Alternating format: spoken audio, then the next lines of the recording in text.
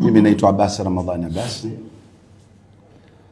Nilipopata taarifa kwamba umetakiwa kukaimu nafasi ya shekhi wa mkoa, hapo kwanza ilinitoka kwa mara ya kwanza furaha. Nilikatikiwa na furaha, ukafunguka mlango wa huzuni.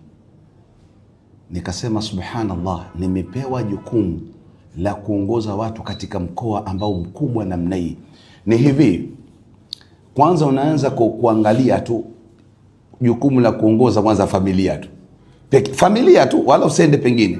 Alafu unatoka kwenye familia unaingia jukumu la kuongoza mtaa. Tazama kichwa kinavuma. Kwa hiyo masala ya kutumikia watu ni kwamba sasa unaondoka kwenye 70%, unaigawa 70% nzima ambayo ukiipa familia yako na ndugu zako na jamaa zako, mapenzi na utumishi sasa unagawa, unapeleka kwa jamii za nje.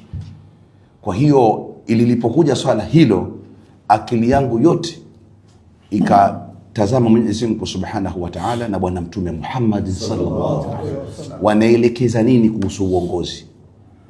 Uongozi ni kitu cha hatari sana. Watu wasikitamani wala wasikipiganie. Kwanza usitamani wala usikipiganie, ili usikum wa nafsi.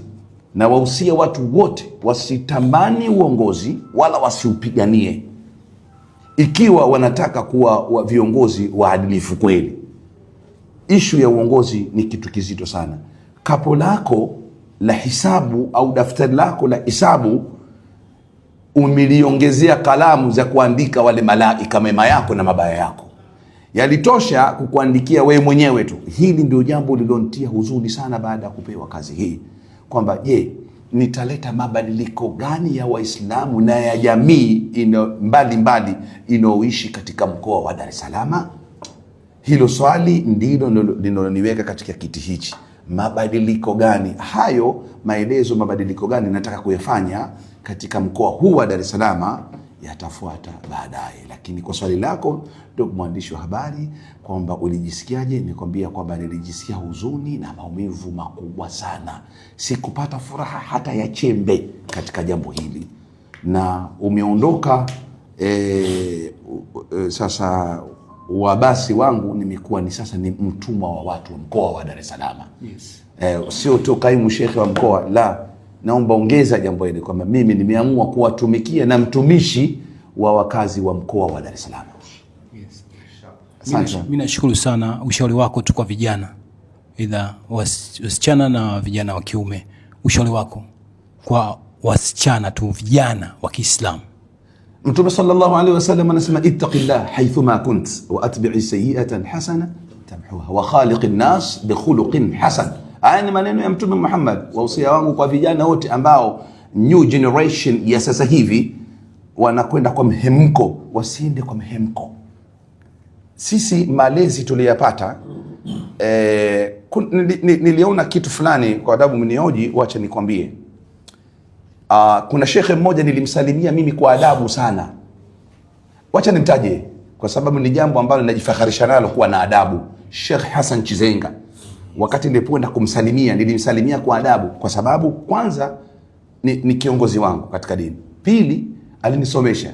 Tatu, mkubwa wangu kiumri. Kuna watu wakaandika anapiga mpaka magoti. Yes. Nani sasa nawajibu, hili nitajibu. Mimi adabu na ishma na unyenyekevu ndio malezi alionifundisha baba yangu. Yeah. Kwa mtu wa aina yoyote, hata wewe unaosema nitakupigia tu magoti. Kwani mimi nikipiga magoti nimesujudu? Sijasujudu mimi. Kwa hiyo sasa kuna mambo mengine hawajaelelewa watu hizi tabia. Wanaona kumbusu mtu mkono au kumsalimia watu wa bara. Kuna shekhe mmoja siwezi kumtaja jina lake, nimekwenda nyumbani kwake, nimemuona hamsalimii mama yake, ila mama yake mzazi anatambaa kwa kupiga magoti. Na amebarikiwa sana huyo shekhe, na ana desturi kila wiki anafua nguo za mama yake. Nikamwambia kwa hili umenizidi na mimi sikubali, nitashindana na wewe. Adabu hizo hakuna. Kwa hiyo mtu ukimpigia magoti kwa watu wa bara, yes. Sisi watu wa pwani, unaona kama unajipendekeza. Kwa watu wa bara, ndizo salamu zao hizo. Yes. Umeshanifahamu? Sasa kuna mipango fulani hapa mjini ya heshima, watu hawajalelewa majumbani mwao. Na wengine wanakuwa watu wakubwa tu, watu wazima, wanastaajabu kumsalimia mtu kwa kupiga goti hivi. Ni kawaida sana. Ni kawaida sana. Not big deal, haswa issue. Ile ni adabu ambayo mimi nimelelewa naye na baba yangu mzazi. Tokea na miaka nimeona vile. Nimemwona baba yangu akiheshimu mashekhe wenzake, akiwasalimia kwa kupiga magoti. Mashekhe wenzake na wengine aliwazidi rank, lakini akiwapigia magoti wakasalimia, kwa not big deal. Sasa ndio ulivyoniuliza maswala ya vijana, hawafahamu sasa adabu hizo. Nimeshanifahamu kutu wao vijana wako katika mitandao. Sasa mimi naoiomba jamii kama kaimu wa shekhe mkoa, fundisheni malezi ndani ya majumba yenu. Malezi tarbiyatul islamia ikipotea katika majumba, mfahamu na tufahamu hasara itakayopatikana baadaye ya kizazi ni kubwa mno. Mtu mwanao ulimzaa anaweza kukutukana. Assalamu alaikum warahmatullahi wabarakatuh. Asante sana.